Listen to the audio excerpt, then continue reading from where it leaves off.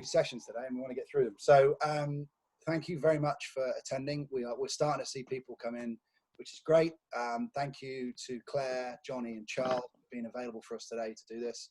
It's great to have you with us. Those of you who dialed in on Tuesday to any of our sessions, we had 3 sessions on Tuesday. All went really well. All the speakers were great. So you guys have got something to live up to. I believe, Claire, you were on one of those sessions watching, so you know how it went. Just a quick bit of background for those that weren't here on Tuesday. Tina and I got together back in March when this lockdown thing started, and we had a conversation about the fact that we wouldn't be getting together this year at all the usual conferences. We would normally see each other at an A&A conference. Sorry. That's all right, mate, no worries. An A&A conference in Florida somewhere. We'd probably see each other at a Procurement conference, and there's all manner of them. So we decided that we were going to set up something online that we could do, and the way we did it, it's free, so free to use. You don't have to pay for this. All these speakers are here for free. They're just here for the good of your knowledge. You don't have to travel, and it's basically 6 hours out of your week, and you can pick and choose the ones you take. So we've been we're blessed. We've got some great speakers, Charles and Johnny. I'm sure Claire will introduce them, but fantastic speakers. Claire herself, obviously, great knowledge in this space. And we've got some great speakers coming up for the rest of the day. We're going to finish off today with a media session, and we've got three media professionals from around the world who are doing that one. And then between that, you've got an hour of me and Tina, so maybe you can get some lunch or something. But what, during our session? Yeah. So yeah, well, but this wouldn't have happened if it wasn't for people like Charles and Johnny being willing to take part, and Claire. So thank you very much to them. A couple of little housekeeping points. You will have received an email about an hour ago just asking you to, various things. But the 2 things I want to point out is the Q&A and the poll. So there is a facility to ask questions. You just tap on the Q&A button on the bottom of your screen, type your question in, and the panelists will see those questions. Tina's going to run this session, and she'll get those questions through. You can vote questions up if there's something in there that you're particularly interested in seeing. We'll also be running a couple of polls through this, which will pop up on the screen. Just tap on them and vote. There'll be questions about this particular subject. And then at the end of it, you will be getting an email tomorrow, I believe, just thanking you for coming along with contact details for the people who've taken part. There will be some follow-up if you want it. We're also recording this session. I've pressed record. Have you done it yet? We're recording this session, and we'll be editing it and then making it available to everyone online as well. So for your colleagues who weren't able to attend today, they'll be able to see this. Finally, after our final session tonight, which will finish at 6 p.m. UK time, which is 1 p.m. here, we will be just staying online for a little bit longer for anybody who wants to ask us any questions. So sort of a virtual hangout for a couple of minutes as well. So I'll pass you over to Tina and let you get on with it. Enjoy the session. Great. Thanks, Dan. Hi, everyone. Good to see so many familiar faces popping up on the participants front. Great to see Claire, Johnny, and Charles. Actually, I worked with Claire and Charles when I was advertising agency side. And actually first met Claire when I was at my first agency, Grey, where there was a mutual client that wanted to talk about decoupling production, which was 15 years ago now. Which was really interesting. And actually, Charles I worked with twice. Once when I was actually at Orange, and actually he was at Lowe's as head of TV. So I was on the other side of the fence with him. And then after Grey, I went to join Lowe's. So actually then worked alongside Charles, looking at all our, the commercial costs. So brilliant. And obviously met Johnny quite a few times. A great agency. So great to have our 3 speakers today. So we're talking about advertising production, and obviously how that's really what's impacted that in the lockdown world. So I'm just going to introduce Claire. And then Claire will introduce Johnny and Charles and go through the format. So they talk for about 45 minutes. As Dan said, please put your questions and answers on the bottom of the screen. Vote them up, anyone's, and then what we do is I'll come back in about 45 minutes in and curate the questions that you guys have asked. So I'll introduce Claire, and then I'll have to Claire. So Claire is the founder and CEO of Claire Randall Consulting, and she started as a TV producer at Saatchi & Saatchi in London. She actually started the company in 1996 to manage all TV production for Mars Europe across all the categories. And actually, Mars is still one of Claire Randall Consulting's longest standing clients, which is brilliant. Since then, CRC has grown its offering and is now one of the world's leading production management consultants, known and recommended for its personal service and high levels of integrity. And actually, I've worked with Claire a number of projects for clients as well. And Claire's a really well-known figure in the industry, and hence us asking her today to come and do this session for us. And she works alongside a lot of industry bodies like ISBA, the IPA, and the ANA as well. As Dan said, that's a conference we go to every year. So I hand over to Claire and let her take over for now. Thank you, Claire. Thank you, Tina, and thank you, Dan. And morning and afternoon to everybody. Before I do the panel introductions, I wanted to share just a few thoughts from CRC. So I'm going to share my screen now, and hopefully you'll see it in a moment. Let me know when you do. You see it? All good? Yep. Okay. I'm going to assume yes. I know everyone's on mute. So really at the beginning of this pandemic, we obviously saw media and budgets cut. We saw postponement and cancellation of shoots and campaigns, fast tracking of COVID-specific content briefs, a big increase in empathy-driven content, and use of alternative production methods, so such as CGI, animation, and repurposing of existing assets. And obviously, I think it's important to note that the production industry is predominantly freelance, or a large part of it's freelance, and therefore it has had a huge impact on them. I think the most important thing to point out to you, particularly as procurement professionals, in how you can support your stakeholders, is in postponement and cancellation charges. We spent the first sort of 2 weeks after lockdown negotiating cancellation charges for many of our clients. And I think what's complicated is that you, as an agent, as a client, contracts the agency contracts with the production company contracts with a crew. And obviously you're not aware of, or you have no visibility to the arrangements between the production company and the crew. And what we found in some of those cases where it wasn't necessarily, there was a debate between whether it was force majeure or whether it was cancellation. And, there were times where crew had been contracted on a certain basis, which meant the client was then fully liable to pay, full costs, even 2 weeks before cancellation for certain members of the crew. So I think it's important to be aware of all the risks and the financial implications of confirming production moving forward in any way.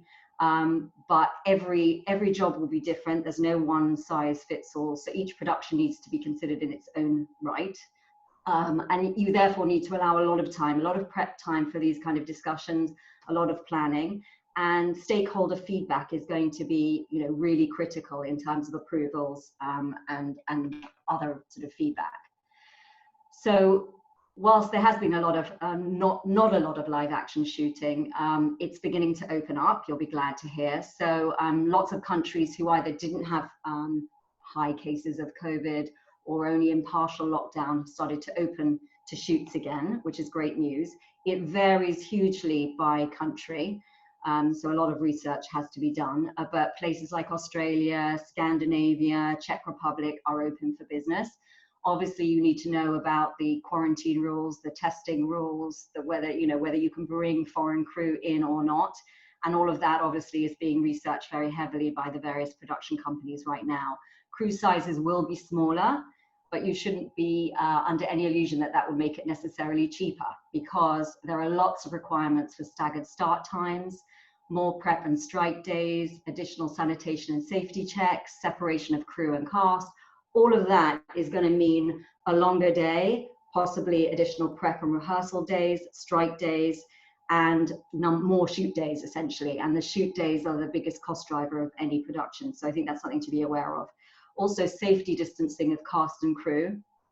That's going to result in additional casting, callbacks, more wardrobe sessions to keep people separate, potentially extra post-production costs if you decide to shoot casts separately and then comp them together in post-production. You won't be able to, in many cases, rent props or wardrobe. You're going to have to buy them. And things like hair and makeup will be single-use supplies.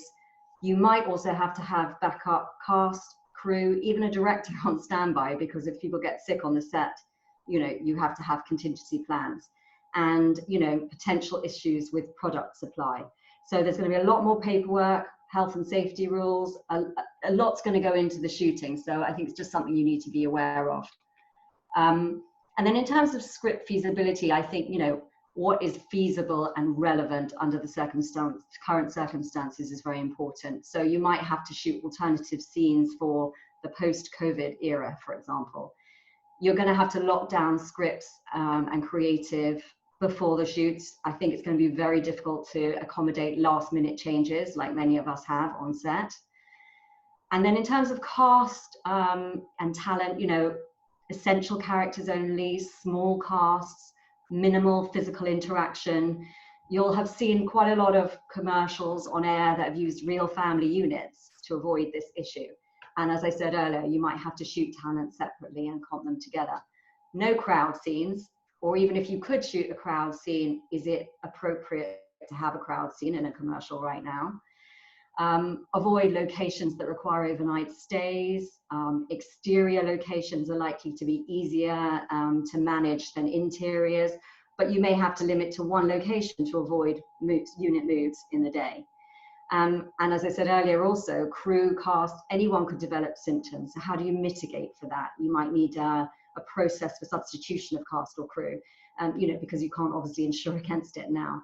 And I suppose another consideration is if there's an outbreak, if you could prove that it was actually on the set that you contracted the virus, which I think is debatable, is there a PR issue there, and who's responsible for cancellations? And obviously all of this is going to get passed on to the client, which is the way it is.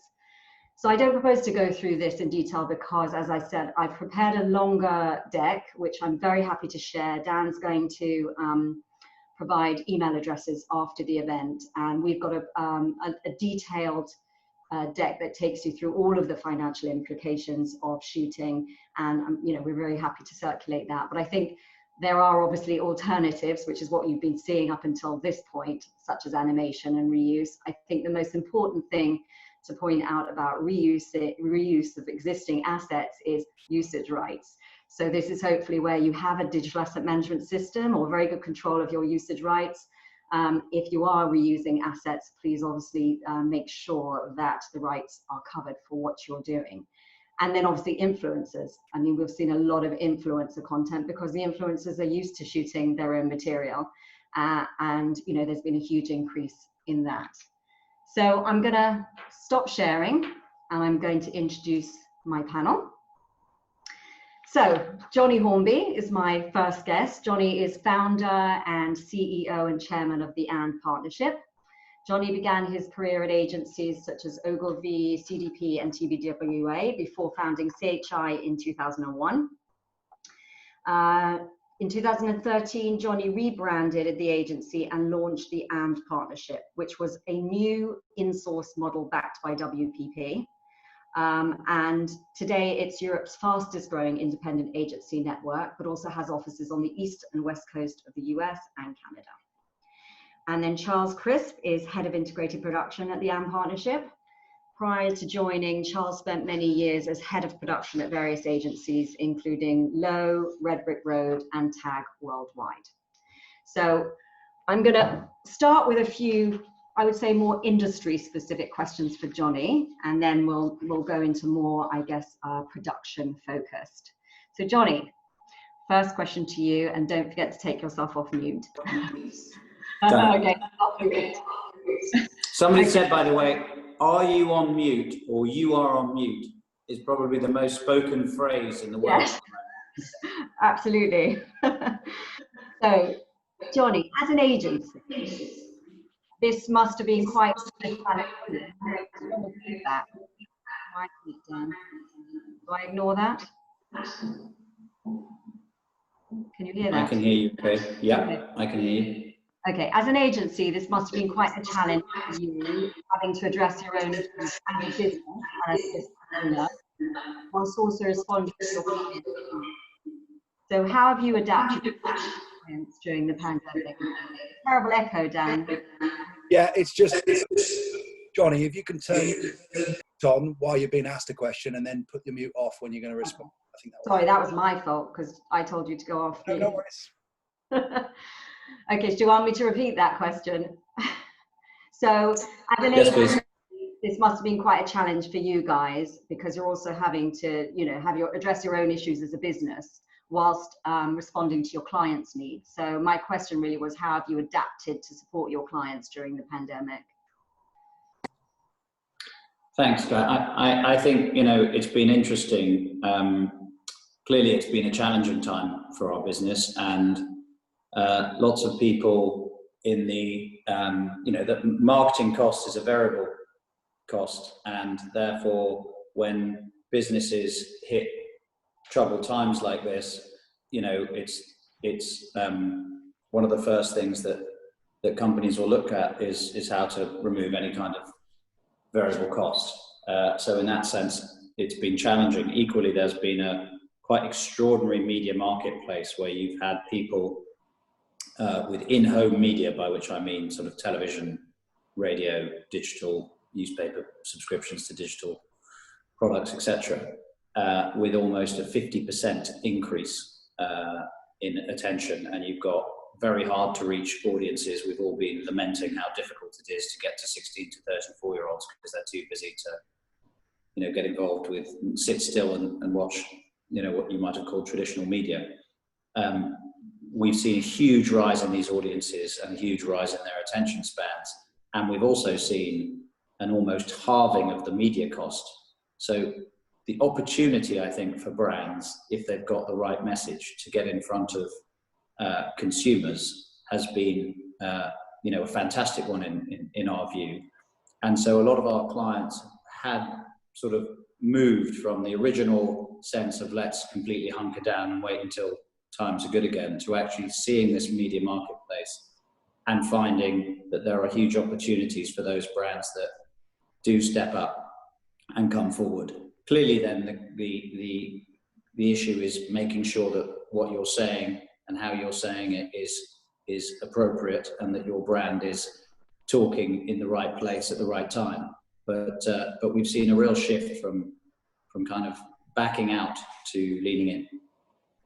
Mm-hmm. And so have you seen many of your clients cut their marketing budgets for 2020 and beyond even?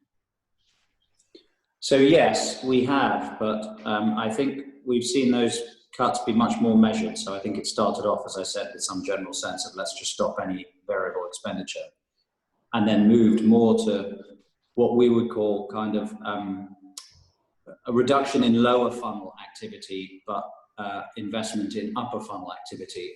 And what I mean by that is the kind of buy this tomorrow, say in automotive sectors, clearly that's been cut back on during the height of lockdowns, country by country.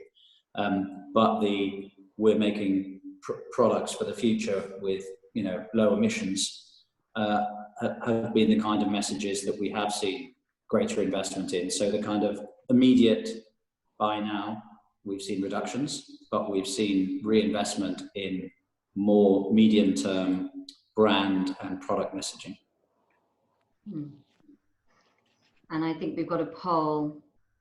Have you cut production budgets over the last 3 months? So when do we see the results of that? I'll close the poll in about 2 minutes and let you see. Okay, perfect. Thanks, Dan. And then Johnny, another one for you really. So what do you think has been the impact on creativity during the crisis? I mean, has it made agencies more creative, or do you think everything's starting to look a bit the same?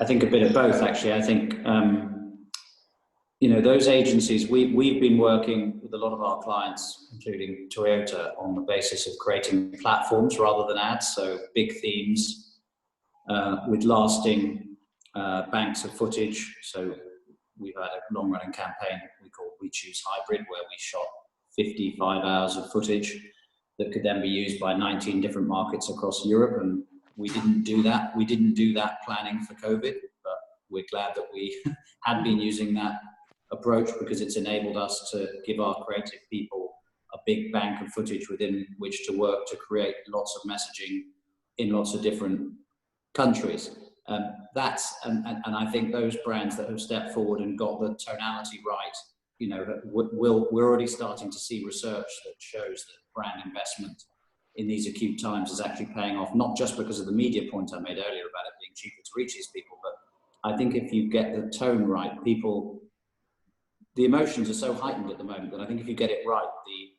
the strength of brand affinity that you could create now is much better than you might create in normal times.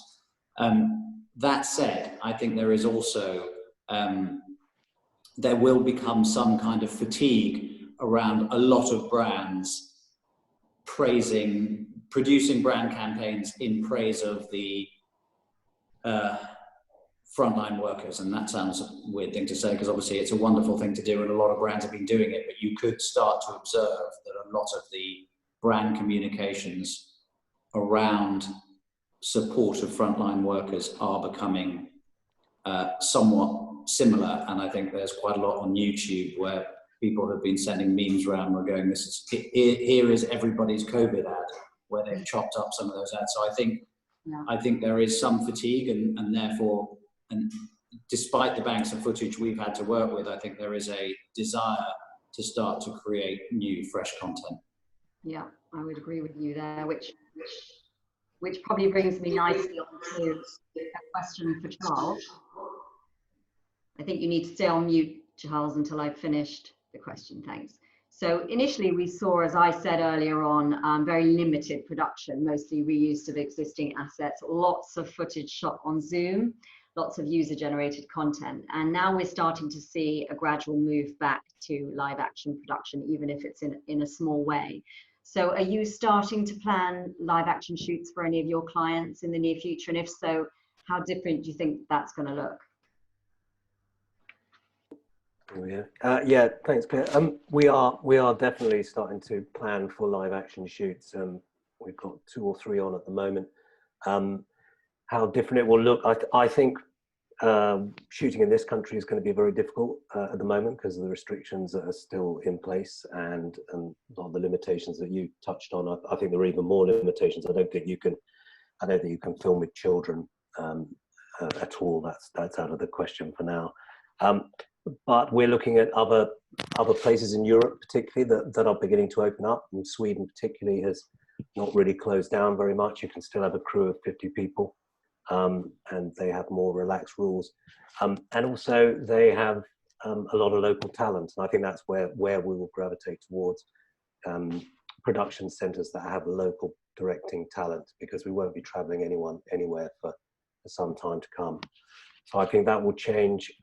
I think we'll obviously we'll have to get used to remote working, and that means remote filming. I mean, there are systems in place which people may be aware of, but there are systems already in place where you can watch everything in real time. We can comment on things. Even the director can, probably slightly dreading this, but a director can have an earpiece and a microphone and respond to almost instant feedback. So that will be useful. I mean, we'll have to be very careful about how we use that, otherwise we'll never get anything shot. And I suppose that leaves the other thing, which means we will need more. I know we already have a lot of detailed pre-production, but we will need very detailed pre-production. And obviously, as many of you can probably tell, I'm old enough to remember a time when we didn't have playback and monitors. We just trusted the director. So I think there is going to have to be a certain amount of trust put in directors, creative people and directors to deliver what's been agreed. So that's where we're at. Yeah, and I think that's probably kind of leads into my next question, which I'd love to put to both of you, which is that, you know, there's been a lot of discussion around how this is going to potentially change the industry in the future in terms of face-to-face meetings and technology and shoot attendance. And, you know, I suppose maybe if we go to Johnny first, because he can put a different angle on it to what you just spoke of, but you know, do you see this as an opportunity to rely more on tech and reduce waste, and in so doing carbon footprint, and improve efficiency on shoots with clients not necessarily attending, agencies even not necessarily attending? Do you think that that's going to change? I mean, I think, Claire, you and I have discussed this before. I think it creates, you know, that obviously it's created massive disruption, but out of disruption comes opportunity. And I think as the dust settles, we're starting to see that there are lots of benefits to the kind of distributed working methods. And I think people are going to be realizing that this can be very efficient and working with I think you're going to find agencies being able to work across boundaries, geographical boundaries, much more easily and much more frequently, that you might end up having, you know, a creative team working for a London agency when that creative team maybe lives in Brazil. I don't think that's impossible. And I think it also gives us the opportunity across time zones to start building dedicated teams for clients that aren't just 9 to 5, because if we're not going to be working 9 to 5, maybe we can start building 24/5 and even 24/7 propositions for some of our clients, where we can work a lot more efficiently in a much more distributed fashion. And that will require, to your point, more technology. People will need to be working on Slack or etc. And I think the same, Charles is more of an expert than me on this, but I think the same thing will happen, you know, with shoots as will happen with pitches and, you know, meetings. I don't think everybody will fly to Tokyo, you know, for a pitch meeting again, as we used to do. I think I think people will be more cautious about travel. And I also think clearly from a missions perspective, I think lots of young people and other people who are aware of this will come out of this thinking, why did we do some of the things we did the way we did them before? So I think the new normal won't be like the old normal. Yeah, and Charles, you probably answered that question already, but anything to add in terms of remote, you know, live streaming? Or, I mean, it's been around for a while, hasn't it? But it's just only now out of necessity that we're really using it. Yeah, so I still think there is you know, there are still some sort of nuances. I think being on a shoot isn't all about the travel, you know, in that there is, you know, I'm watching a setup, I'm watching something being set up, and if I don't think it's right, I'll step in way before we start turning over. Yeah. And, you know, that saves a lot of time and a lot of hassle. You know, there is a need to be on the shoot. We may do simpler shoots for now, and we may make things less complicated. And as Joy says, you know, maybe out of that will come creativity, and we'll think of better ways and different ways of doing things. But, you know, some things are very difficult to entrust to third parties without actually having any, you know, in the end, we're responsible for the output of what we're filming. So I think it's difficult to do that all completely sitting in your own home and watching. Yeah, I would agree. But maybe it's about client attendance or, you know, certain agency personnel, but yeah. You know, you reduce the amount of people traveling potentially. Yeah. And Charles, I've got another one for you. So do you think that we might see inflation in shoot costs as things resume, as the industry tries to kind of recoup some of the lost revenue? Or do you think conversely, you know, it might be a buyer's market for clients that have money to spend on production? I do genuinely think it'll be more of a buyer's market than it will be, because there's so much supply, and we've, you know, everybody out in the there's so much, there's not the demand there was. I think there are so many production companies who are desperate to work. But touching on what I said earlier, I think going to local markets, you know, I think there probably will be hot spots where, you know, Sweden, one I keep mentioning, but, you know, where there are a lot of directors on the ground who can deliver, and obviously they will be in demand. In London, you know, no directors are going to be traveling anywhere for a long time. So, you know, we used to get a lot of American directors coming here. That won't be happening, obviously. There's also, you know, you've got to bear in mind where we're going to get product from, where we can ship product to, how easy all of that is going to be. So I think we'll end up with definitely be able to do better deals with production companies, I'm sure. And I'm sure we'll be staggering the way we pay them and all those sorts of things. But yeah, I can't see the production companies trying to be as demanding as they perhaps once were. And also, I think if you're a specialist car director, you know, that's not going to be happening for a while. If you're you know, you like directing characters, that's going to be more difficult than ever. So everybody's going to have to adapt out there to a new reality. And actually, you know, thinking when you mentioned Toyota, you know, getting product to shoot is difficult logistically at the best of times. It's going to be even harder now, isn't it? And so that's going to make where you shoot. That's going to determine in many cases where you actually shoot. Yes. And And I think, you know, I suppose it's a lead on to that question. And you've sort of answered it. Is that, you know, do you think there's going to be, you know, a big issue in terms of availability of directors in Q3 and Q4 as everybody starts shooting? Probably not. If they're not actually traveling anywhere, then they're going to be, I mean, I'm answering my own question, but I guess they're going to be more available because there's less time on each shoot. Exactly. I don't think availability will be a problem. I think certain directors will always be in more demand than others, but I don't think we'll have a sudden surge. And I think everyone's going to be taking very tentative baby steps. You know, we're obviously talking to production companies and other agencies trying to gauge what people are doing and how they're doing it. But I don't think there's going to be a massive surge. I think everyone's going to be very cautious, not only in actual production and commitment, but also, is the message going to be right? If you're out in putting something out in 3 months' time, what you're planning on doing now, is that going to be right in 3 months' time? So I think there's going to be a lot of caution, you know, generally. Thank you.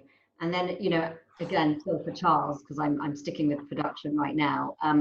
As I mentioned earlier, a lot of clients suffer quite a lot of losses in terms of cancellation charges, not to mention, obviously, you know, media and revenue, lost revenue.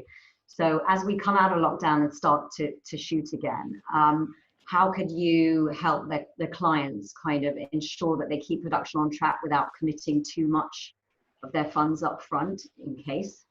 Yeah, but I mean, there are two answers to that. One, we're trying to, at the M Partnership, we're trying to twin track our creative ideas. So we're always trying to have a plan A and a plan B. So we have a plan B, which is much more simple and we know kind of doable, probably less exciting, and a plan A that's probably more ambitious. And we're trying to keep those twinned as much as possible. Obviously I sit on every single, more so than perhaps before, but every single creative presentation, you know, I'm in, and, you know, maybe the voice of doom, but I will say to people what will not be possible and stop ideas developing that are never going to get off the floor because they're far too complicated or have a bunch of children in them or whatever they are. So, you know, I think it's keeping track of that. And then I think, you know, staggering payments, that's going to be the big thing. Production companies are going to have to accept that we're not going to pay 50% up front, you know, 100% commitment. We're going to do it stage by stage by stage. And we were talking to production companies about that before we, you know, before we even got into lockdown. We had a few productions, and we were lucky that we didn't end up with any cancellations or postponements. But they will accept that they're not going to get, you know, the same terms as they used to get. And I think we're in a position to dictate that. I mean, it's the client's money. It's all about upfront communication, isn't it? And I mean, I think Yes. it's the same with everything. If you lay the ground rules at the beginning, and we all have those open, transparent discussions about what the level of commitment is and what the client is in for, regardless of any kind of cancellation, you know, that's the key, isn't it? It's about being informed, I suppose. Absolutely. And as you said, transparency, and everybody, you know, kind of being on the journey. Everyone has to trust and be open and with each other as to what they expect.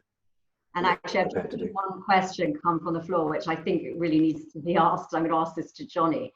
Has COVID killed the blockbuster Christmas ad? I think that's a really good question. I think we're starting to prep a few Christmas ads.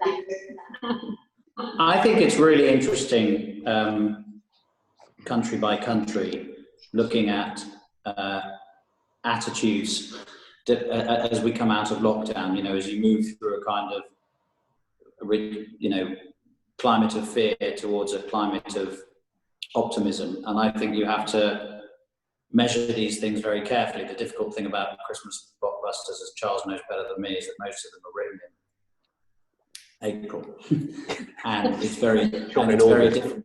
Yeah, and shot in August. And what's difficult is to know what the mood will be in Christmas. You know, and I think that's something that people are going to have to be quite brave about, because, you know, if none of us really know in the UK, for example, whether or not there'll be an autumn wave of this when the flu season comes back, and if countries have to go back into lockdown, you might regret having shot anything that's too celebratory. So I think creative people and agencies are having to think quite hard about those different, you know, with their clients. about those different possibilities. So I think if you're going to make a so-called blockbuster, you just want to be very careful to think about what the audience reaction will be in different circumstances. Clearly, all of us are hoping that these lockdowns across Europe now and around the world are starting to be eased, and that's the beginning of a new dawn. So the temptation is to go for it, but I think you just need to be cognizant of the fact that there is a chance that some of this stuff goes into rewind, and then you have to be careful. I mean, that suits to me, you know, alternative scenes, shooting extra footage and then suck it and see, because you're not going to be able to reshoot. I think that's right. Yeah. And then actually, sorry, I didn't mention the poll earlier as it came up about budget cuts. So 56% have seen budget cuts in the last 3 months. Probably not a surprise, actually lower than I might have anticipated. And then Johnny, I had another question for you, actually. I read one of your articles, and I think you were on, I think it was the Times or Sky News, near the beginning of the crisis. And you did touch on this earlier, about how the brands who stayed active or continue to invest through the crisis are the ones who are going to emerge healthier post-COVID. Now, you have sort of talked about that already, but I don't know if you've got anything. Well, it's interesting. We've seen some data coming through. We've got clients around the world who've been more active than others. And for example, we have a client in Canada called TELUS who've produced 3 brand films during the crisis, during the lockdown, and aired those quite heavily at a time when most of their competitors went quiet. So not only do you have the kind of more people listening and watching with less media, for less media expenditure, so you're getting double the viewing for half the cost. But on top of that, of course, if you factor in other competitors going away, then when you work out your share of voice, you've really got a ramped up effect. And we've started to see brand tracking back. So a very similar thing in Italy, which was very brave, where Toyota have spent heavily both on kind of COVID messaging, but also coming out of it on product messaging. And the brand scores are off the clock. And it's really interesting that fortune favors the brave. I say that with a big caveat that you have to be very sensitive to the work that you're producing. And Charles mentions he's sitting in on, these from a production point of view, but also from a kind of strategic and creative point of view. I've also been sitting in on ours because you wouldn't want to make a mistake with this. But if you get the messaging right, I think lots of brands are going to steal share and steal a march. And then the other point I just add, Claire, and you and I have discussed this before, is brands who are also testing new channels through this, I think will also come out stronger. You wouldn't have thought lots of brands would get involved with channels like TikTok and Instagram Live, etc. Yeah. And they've all been doing that. And if you've gone dark and you haven't been testing those, you might find that coming out of this, your competitors are being able to use new channels really effectively, not just for awareness, but for gathering names and addresses and even selling. And if you're 4 months behind them, then I think you'll find yourselves, at a disadvantage. So I think those that have invested and continue to be inventive will be the winners. Yeah, I think you're absolutely right. And then I guess as our audience is procurement, and this is again a question that maybe I'll go back to Charles initially.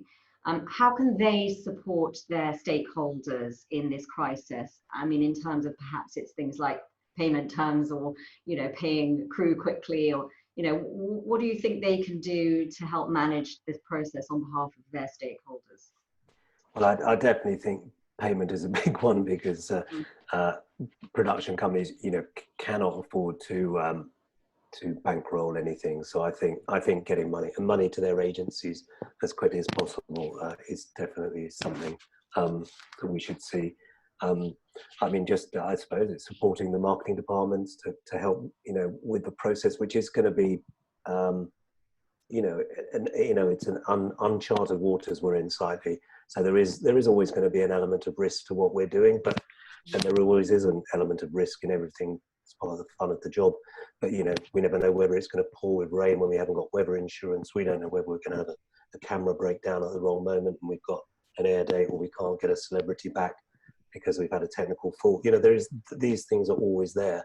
So I think it's just to be understanding and supportive of that situation. Agree. And Johnny, anything you can think of that procurement can do to support? Is it maybe in things like fast turnaround of SOWs or, you know, new work? Because obviously things in some of these companies take a long time to turn. I mean, I think it's a sort of two-way street, which is I think we need, and I think we as agencies need to be transparent with our clients and therefore our procurement people about the different things that we think are available to us coming out of COVID. I think distributed working is one that actually can bring lots of cost savings. And I think we need to be transparent about what we think we can do to deliver savings, but also be transparent, as Charles has just said, about where we have challenges like production companies needing to be paid up front. So I think it swings and balances, which is, I think there's a bunch of places where we can say we can probably have fewer people flying and more people on, you know, using technology like this to get things done. I think we can also say to clients, you need to, and I think we're always saying this, you know, one of the things I know Charles has found useful is that some of these things that have been done super quickly by smaller groups of people, you know, decision making at speed helps deliver products more efficiently and effectively. And I think getting clients to give us quick decisions enables us to work much better. Yeah, I would definitely agree with that. I mean, I think our role as consultants, in the same way as procurement's role, is a lot about managing expectations and managing risk. So I think it's a combination of both, and certainly the cancellation charges and on the upfront monies and all of that is something that procurement can help their marketers understand better and factor for when they're budgeting, etc. And then I've got one kind of bonus question, which is it's a little difficult. You might, I don't know, I'm going to throw it at you, Johnny. So 2 months into lockdown, what surprised you? What is there anything that you wouldn't have expected or anticipated in the way brands have behaved or agencies have reacted? I know it's quite a tricky question, that one. I have to say my experience overall from both my agency and our clients has been overall positive, in that I've been super impressed by our people and indeed lots of our client partners in terms of how well they've worked over these sorts of formats. I think we've been able to deploy, you know, we create lots of content, but we also deploy half of our businesses in media, and our ability to put teams together, much leaner teams on technology like this, to create content and deploy it in near real time has been fantastic. And I think our clients actually joining in these things, so they become, you can almost not see the joy in who's the client, who's the agency. I think that's been really good. And I know those are some of the things I'd really like to keep coming out of this, you know, much smaller, leaner teams working much more quickly with less kind of hierarchy of decision making. I think has been really interesting. And I also think the trying of the new channels, new formats has been fantastic. And I think, you know, we'll all, us clients and agencies, will learn from working in this. I think the only thing I'd also say though, Claire, is I think people, much as these things have all their benefits, are also missing seeing each other. You and I were involved in a very positive pitch, but you know, a strange one in that most of the people have never met each other. And I think having some kind of ability for people to also, you know, interact socially and work with their colleagues and clients will be something that people will welcome. Yeah, I think there's that sort of water cooler chat thing, isn't it? Where ideas come from people who just happen to be chatting while they're making a coffee, or new business opportunities, etc. Which is the stuff that I think we're all missing, is those just off the record chats and collaborations. So I think we're perfect at time. Perfect timing, actually. 1 minute to go. Well done, Claire. So brilliant. Thanks, Johnny. Thanks, Charles, and thanks, Claire, for some great questions. And thanks, Dan, for doing the polls and everyone for responding. So we actually got quite a few questions that have come in. I just want to sort of just follow on from the procurement one, obviously, because obviously a lot of holdings are procurement. And Ellen and Charles mentioned about payment terms and the 50%. I always struggle with the 50-50, or is it 50-40-10 for payment? And Ellen's asked a good question about changing the payment terms and benefit of the advertiser. And what's the panel's view on continuing the upfront 50% payment terms? in order to prevent the bankruptcy of the production company. So 50-50, 50-40-10, should it still be 50? What do you guys think? Well, I certainly don't want to make the production companies bankrupt, but at the same time, it's a balance, isn't it? We don't want to equally be faced with a lot of costs that we can't recover, or commitments that have been made beyond those that need to be. So, you know, from the production companies I've spoken to, they seem quite open to a phased payments where we all agree what stages we're going to commit to, and what we're committing to in terms of, you know, some part of it will be markup, some part of it will be directors' fees, some will be crew fees, and obviously certain times where we have to, you know, we get to a crunch point where we have to commit quite a lot. But the idea is that people still get paid, but we don't commit beyond what we need to at any particular point. And obviously that's been difficult for production companies particularly with foreign shoots where well, you know, UK shoots where we're shooting in Europe, say, or America, where the production company might be subcontracting to a third party. But I don't think that's going to be happening for some time. I think we'll be dealing directly with a local facility company, and maybe paying a fee to a UK production company. But it's not going to be quite the same thing where they have to pay to a third party. So I don't think I definitely don't want to make any production companies bankrupt, but, you know, don't want to lose any money either. No, but I think also there's the 50-40-10 is usually to the agency, and then it's 50% of the whole, out of which the production company is paid 50%. So there's two different payment terms. There's the 50-50 to the production company, and in America that's 75% upfront. Is it really? So there's two different things here, and maybe it's about you know, you can obviously, the agency needs to have the funds available to pay the production. So I think you've got to get the money into the agency to start with, and then the agency can release it in stages as per everybody's agreement. And obviously, you know, they've had a tough time as it is, the production companies. So as Charles said, nobody's going to want to make them bankrupt or have to bankroll clients. I linked into that, John, and we got a question from Tim about generally payment terms. We know it's an ongoing issue, client payment terms, you know, and actually I'm working on a pitch at the moment, and the client originally had 100 days payment terms. I've got it down to 60 days payment terms, and obviously it's fees versus production. What's your view on the current status of payment terms with clients?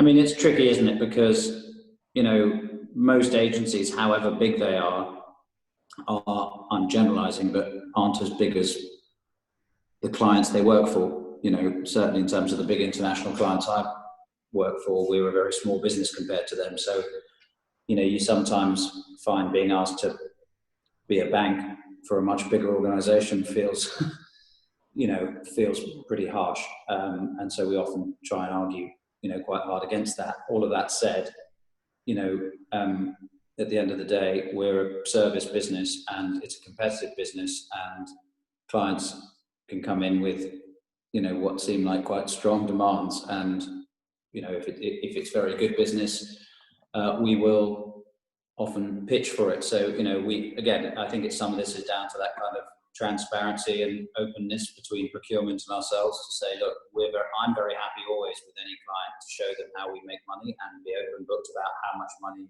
we make and what sort of margin we'd like to make. And clearly, you know, having to pay 100-day payment terms, you know, costs us risk and money.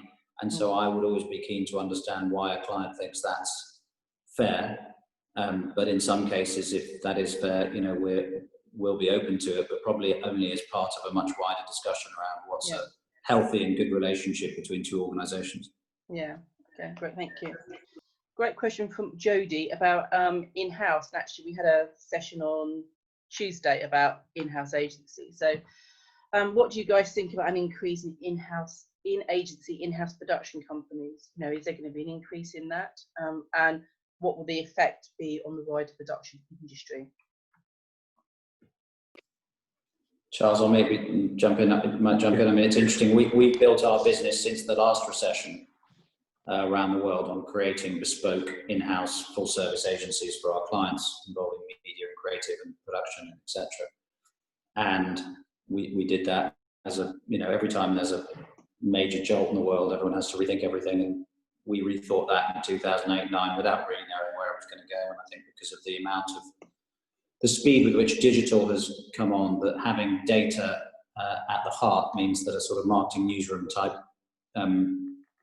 deployment of an agency rather than 5 different agencies has made more and more sense for clients. I think what's interesting as a challenge now will be how many people you can actually put inside a client, given lots of businesses are going to be returning to work with smaller numbers of people actually in the office. So I think we're already looking to say we believe in dedicated bespoke units for clients, but I think what we're probably going to be doing is having those dedicated bespoke units, having a big distributed network of people, you know. And I think that one of the implications we're looking at is how we tool up a lot of our creative people and some editors and others, that for some of those people that do want to work from home, we're going to need to give them much better broadband and much better kit to do it with.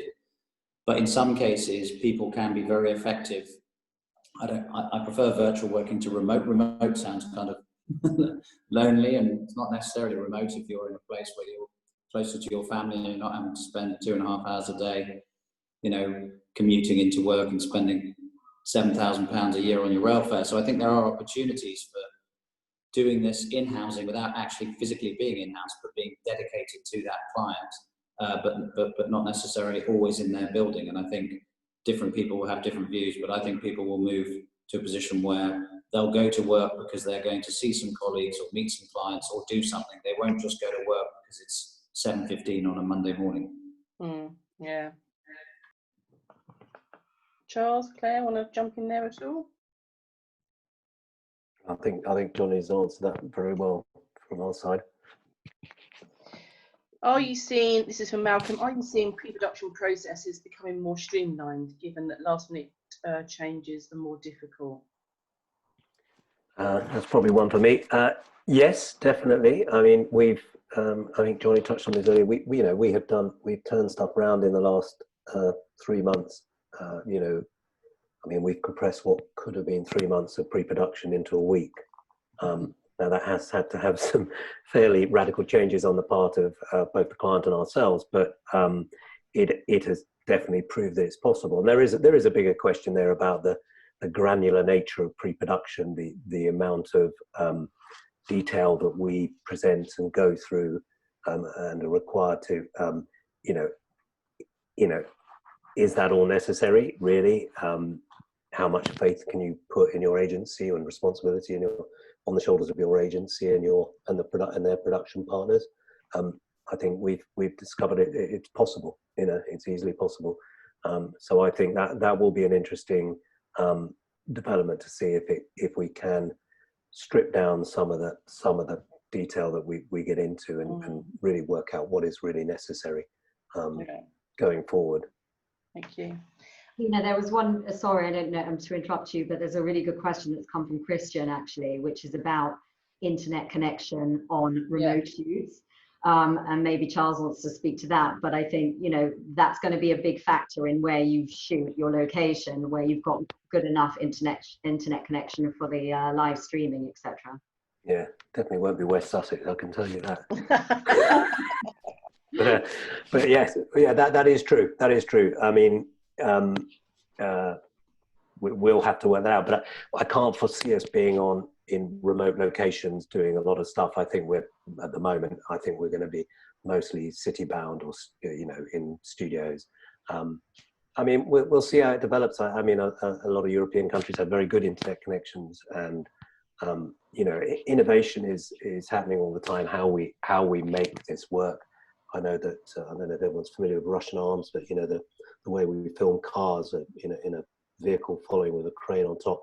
You know, they're splitting those up into segments, so you can have a director, a cameraman, and a driver and a focus puller all sitting separately in the car. You know, it's just an example of how I think things will change and move rapidly. You know, to a point that allows us filming to go on. Great, thank you. And before you go, Johnny, can I just ask you one quick question about agency models, if that's okay? Because the next session that Dan and I do in between is about agency models, and actually Christian's asked a question as well, is what do you think of what do you think the holding companies are going to do in the future versus the more agile entrepreneurial agencies? So is the structure, obviously we've seen the redundancies, they're really saying about that, aren't they? Mark's come out with it. Do you think the structure of them is going to hold back? And also I think the structure of them with their offices and their overheads and stuff like that, things have got to change, haven't they, in terms of their model going forward for clients? I mean, my best experience of a holding company is WPP, because they own a large minority of us. And, under its previous leadership with Martin Sorrell, he was very against our model, e.g. us moving media, creative production, CRM people into single units and putting them on site with our clients. And we found, 9 times out of 10, we could probably take 30% of the cost out of a large client organization by doing that, and make it a lot more digital and a lot more real time.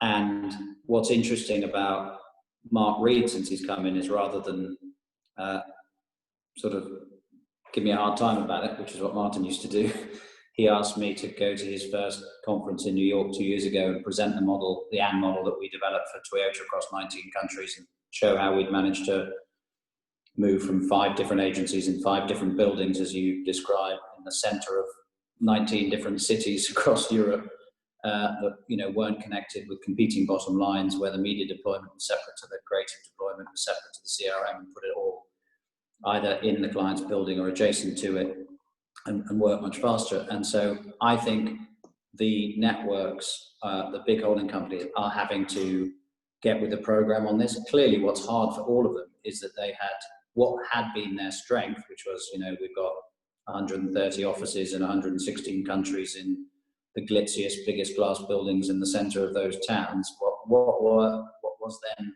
their advantage? And when I started at Ogilvy Mather, you'd have a red flag in every city, and that's what made a big international company think, well, that's perfect for us.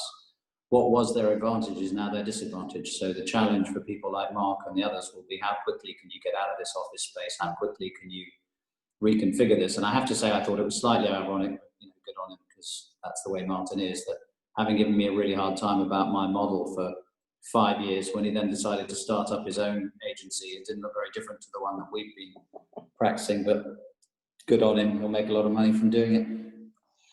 Great, thank you very much for that. So thank you to all 3 brilliant speakers. Thank you, Claire, so much for getting Johnny and Charles along. It's been brilliant. Thanks for your questions. And thanks everyone who asked all the questions. Sorry we couldn't answer all of them, but hopefully everyone's really enjoyed it. So thank you, 3 of you, for your time today. And I'll just hand over to Dan to close off.